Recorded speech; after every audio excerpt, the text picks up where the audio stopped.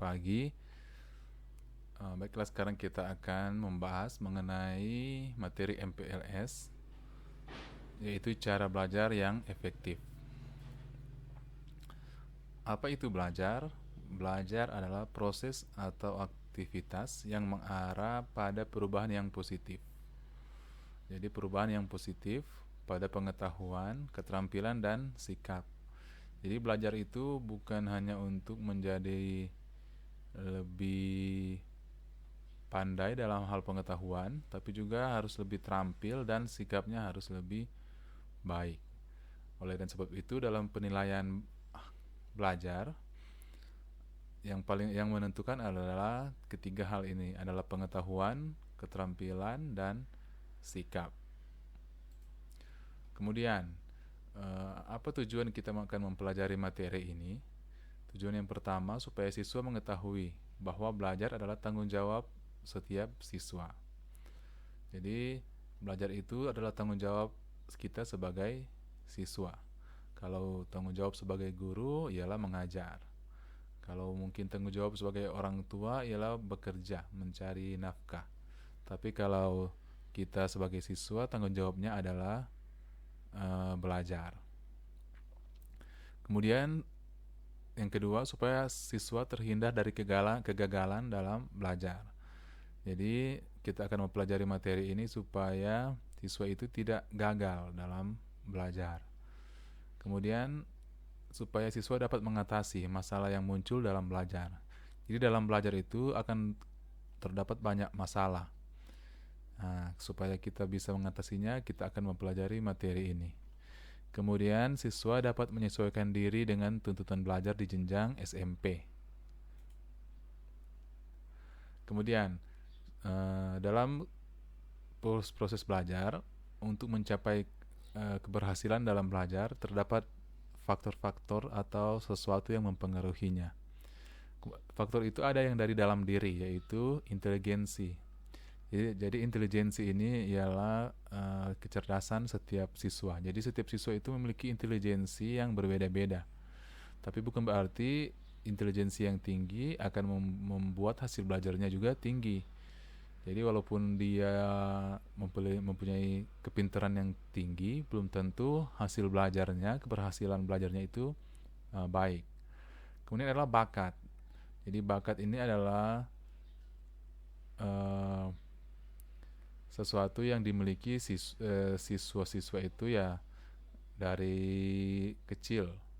Jadi ada orang yang mungkin berbakat dalam musik, berbakat dalam berhitung, bernyanyi, dan lain-lain. Kemudian itu minat. Nah, minat ini bisa diubah.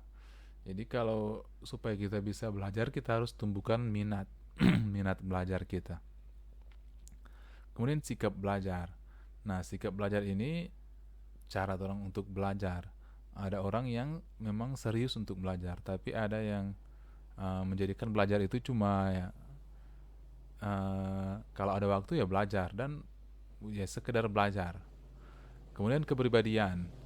Nah, untuk mencapai hasil belajar yang baik, itu juga harus memiliki kepribadian yang baik. Karena dalam belajar itu yang dinilai bukan cuma pengetahuannya, bukan cuma keterampilannya, tapi juga DP kepribadian, DP sikap.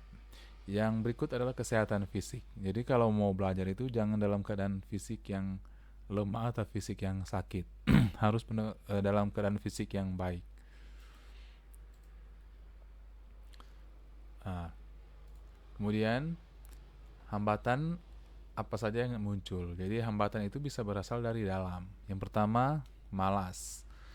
Jadi kalau siswa-siswa sekarang banyak siswa yang memang malas untuk membaca buku, dia malas. Jadi tidak suka atau tidak berminat. Kemudian kedua, suka menunda-nunda.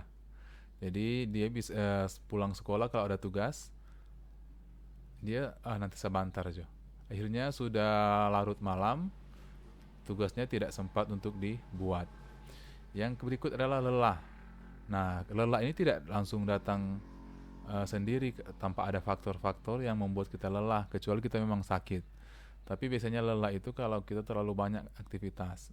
Biasanya terlalu banyak bermain atau jalan-jalan. Kemudian tidak mampu membagi waktu.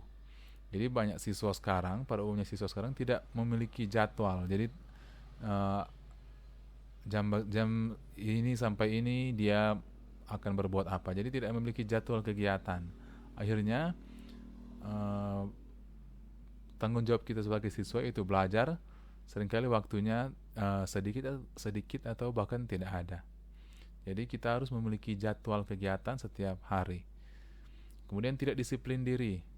Nah, ini siswa ini memiliki jadwal tapi dia tidak mentaati jadwal itu. Jadi tidak disiplin. Jadi sudah jadwalnya untuk belajar, dia cuma bermain. Jadwalnya untuk mungkin istirahat, dia cuma main HP dan sebagainya. Kemudian tidak bisa pilih prioritas kegiatan yang penting. Jadi ini masalah ini seringkali orang lebih suka cuma duduk-duduk, main-main, nongkrong-nongkrong. Jadi melakukan hal-hal yang tidak penting. Jadi kegiatan yang penting dia tidak lakukan. Kemudian ada hambatan dari dalam yang berikut, yaitu suka tidur. Nah, banyak siswanya juga tidak suka keluar-keluar, tapi dia cuma suka tidur, cuma berbaring di tempat tidur. Jadi siswa yang malas.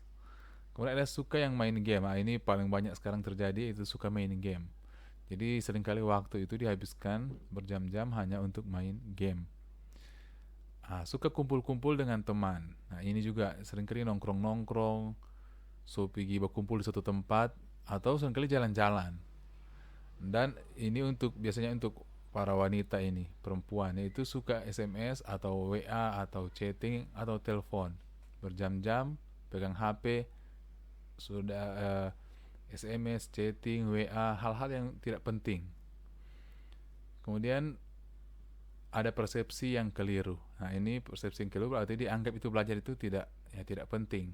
Jadi tidak perlu dilakukan. Itu persepsi yang keliru. Nah, ada faktor dari luar. Ada faktor teman. Nah, kalau kita berteman dengan orang-orang yang rajin, ya pasti kita akan jadi rajin. Tapi kalau kita berteman dengan orang-orang yang malas, ya otomatis kita akan jadi malas. Ada keluarga. Seringkali ada keluarga yang keluarganya ada di rumah. Tapi juga ada keluarga yang tidak ada di rumah. Jadi kita itu tidak terkontrol. Kemudian ada sekolah. Faktor sekolah ini ada sekolah yang mungkin kondisinya tidak nyaman untuk belajar, mungkin kotor, panas dan sebagainya. Ada juga faktor dari masyarakat. Nah, faktor dari masyarakat ini berpengaruh juga. Jadi ada masyarakat yang memang memperhatikan kegiatan atau sarana belajar bagi anak-anak. Tapi ada juga masyarakat yang tidak peduli bagi sarana belajar bagi siswa. Kemudian ada sarana belajar. Nah, sarana belajar ini yaitu tempat kita untuk belajar atau juga bahan-bahan yang kita gunakan untuk belajar, yaitu misalnya buku, tempat kelas, meja, kursi. Kalau sarana belajar itu baik, ya pasti kita juga akan merasa enak untuk belajar. Yang berikut adalah media. Media ini ya kalau sekarang pada umumnya sudah setiap siswa itu sudah bisa menggunakan handphone. Jadi di handphone itu bisa kita melihat banyak sekali video-video, gambar-gambar atau media-media untuk kita belajar. Jadi sumber kita belajar. Banyak video yang menarik untuk menjadikan kita mendapat sumber belajar. Ada hambatan dari luar diri, yaitu persepsi orang tua. Jadi seringkali ada orang tua yang mendorong anaknya untuk belajar, tapi juga ada orang tua yang masa bodoh, anaknya mau belajar atau tidak tidak diperdulikan. Kemudian ada ekonomi orang tua. Jadi orang tua yang memiliki ekonomi yang baik pasti akan menunjang anaknya dengan sarana prasarana belajar yang baik. Tapi kalau ekonominya kurang, ya pasti siswa akan memiliki sarana prasarana yang kurang. Kemudian ada ajakan teman. Ya, biasanya itu kalau teman yang suka mengajak belajar, ya pasti kita akan rajin belajar. Tapi kalau teman yang cuma suka ajak di hal-hal yang tidak terlalu penting, bermain, jalan-jalan dan sebagainya, ya pasti uh, kita juga akan terpengaruh. Kemudian gaya hidup teman. Nah, kalau itu biasanya gaya hidup teman kita itu cuma santai-santai, ya pasti kita juga akan terpengaruh oleh gaya hidup teman kita. Kemudian ada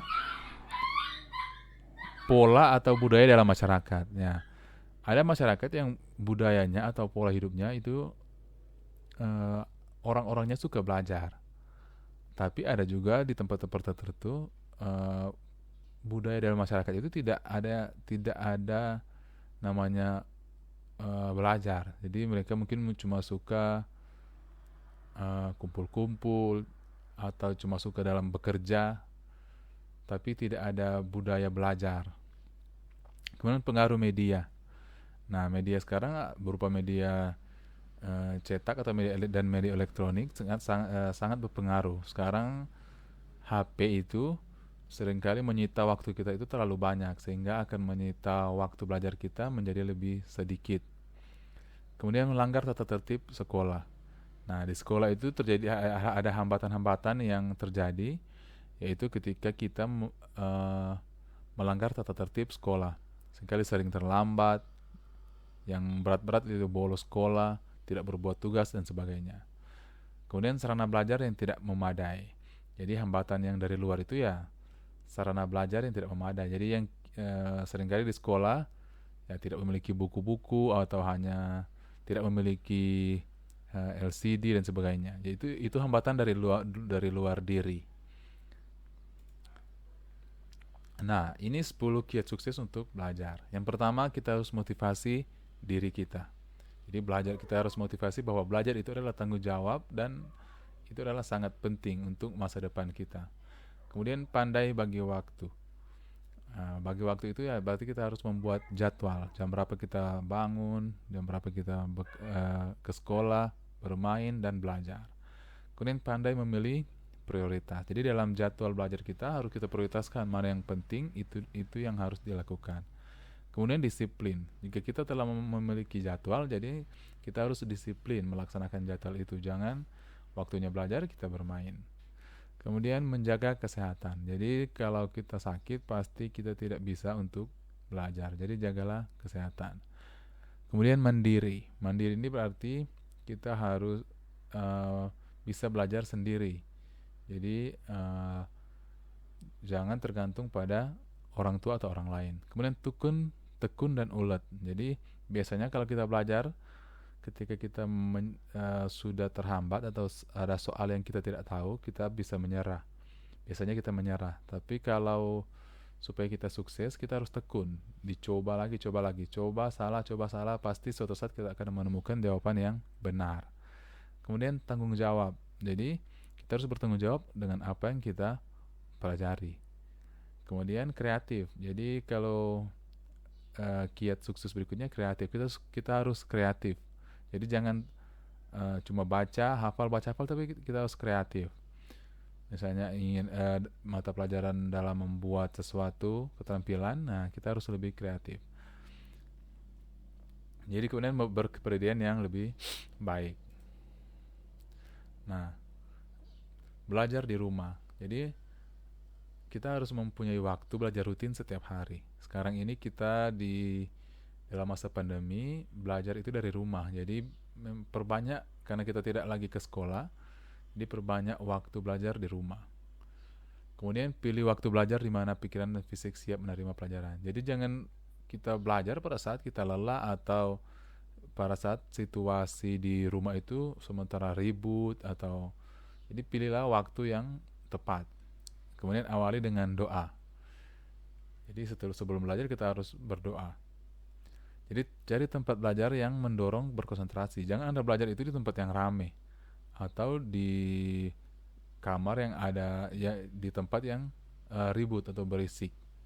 Otomatis kita tidak bisa konsentrasi untuk belajar. Kemudian istirahatlah minimal 15 menit setelah belajar. 2 jam. Jadi setelah kita belajar 2 jam, kita istirahat. Jangan kita lanjut belajar. Jadi setelah belajar ya istirahatlah 15 menit baru kita belajar kembali. Kemudian pada saat belajar buatlah tanda-tanda terhadap hal penting. Jadi jika kita membaca hal yang penting, ya kita bisa memberikan tanda berupa pensil atau spidol atau lain-lain. Kemudian lakukan pengulangan atau latihan setelah selesai. Jadi setelah selesai kita belajar, kita ulang atau kita latihan soal. Jadi setiap kita belajar, kita bisa ulang kembali atau kita bisa menyelesaikan latihan-latihan soal yang ada. Nah, kalau belajar di kelas itu yang pertama kita harus tertib. Kemudian membawa perlengkapan belajar yang diperlukan, yaitu buku-buku dan alat tulis. Kemudian mencatat penjelasan guru atau memberikan tanda pada buku. Dan kemudian menghindar dari gangguan teman. Jadi kalau di kelas itu menghindarlah dari gangguan teman supaya jangan kita mengobrol atau iseng atau lain-lain. Kemudian makan. Jadi pada saat sebelum kita belajar kita harus makan supaya kita tidak lapar atau jangan juga terlalu kenyang. Kemudian aktif bertanya. Jadi kalau ada hal-hal yang belum jelas, harap ditanya pada guru.